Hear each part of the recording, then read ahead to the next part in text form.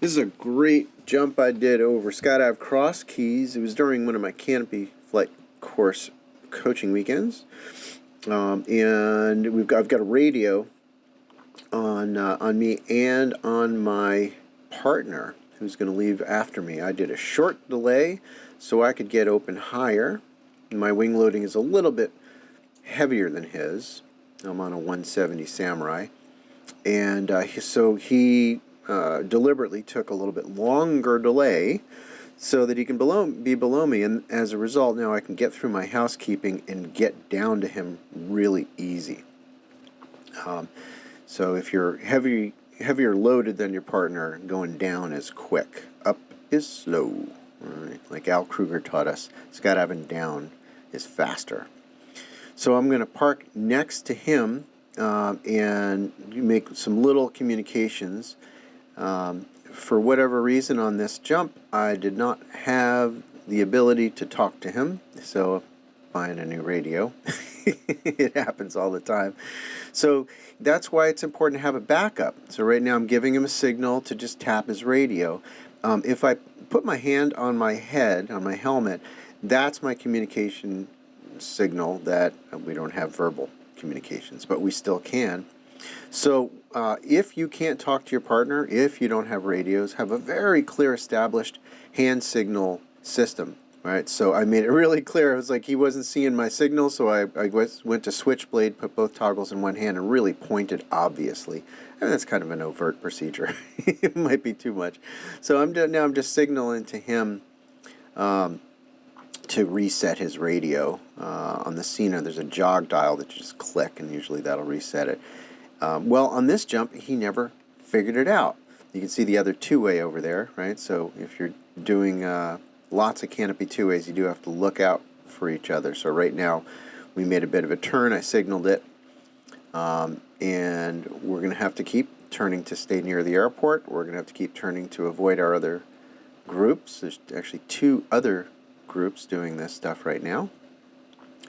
And sometimes it's a little frustrating when radios don't work, but this is normal. This is part of flocking, is that sometimes you have comms failure.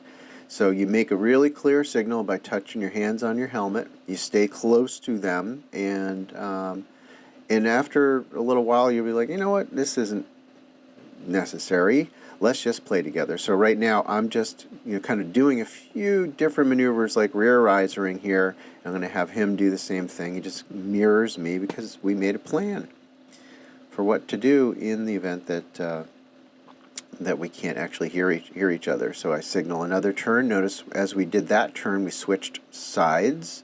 So little micro turns, you can often stay side by side. Maybe you try a different mode if you're on the outside of the turn. Maybe you do a rear riser turn. Maybe on the inside of the turn you do a braking toggle turn. It's because you don't have as far to go when you're on the inside of the turn. So we're just kind of playing around with switching slots by switching the heading.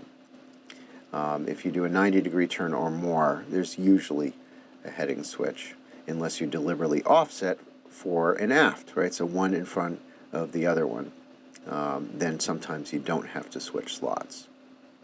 If the person on the inside of the turn is hanging back, then sometimes you can just kind of blend and just alter the way that your parachute is making the turn so that you can maintain your position. So I reminded him to lean forward there. You see he's staying way forward on his chest strap. That's really good.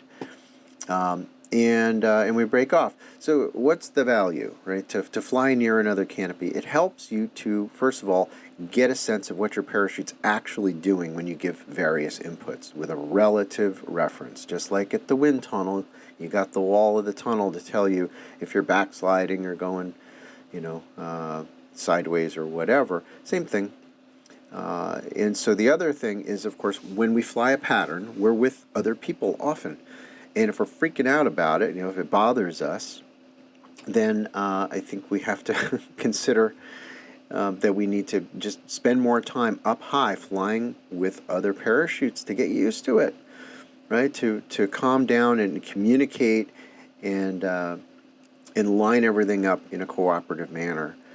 and not overcompensate due to our fear of being near other parachutes and then land in a place we don't want to land just so we can get away from another parachute, right? Out of the frying pan into the fire. Every pattern is a formation flight. Every time you're flying a pattern with other people, this is a loose, no-contact formation, so why not practice it up high? Turning towards my downwind leg, letting it fly. Since I like to swoop, I'm going to turn in just a little bit earlier.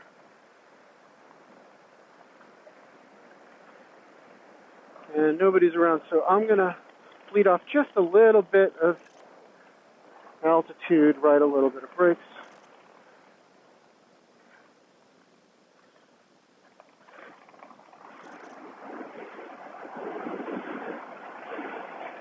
Can this 170 glide all the way to that target? Yes, it can. Check. Yes, it can.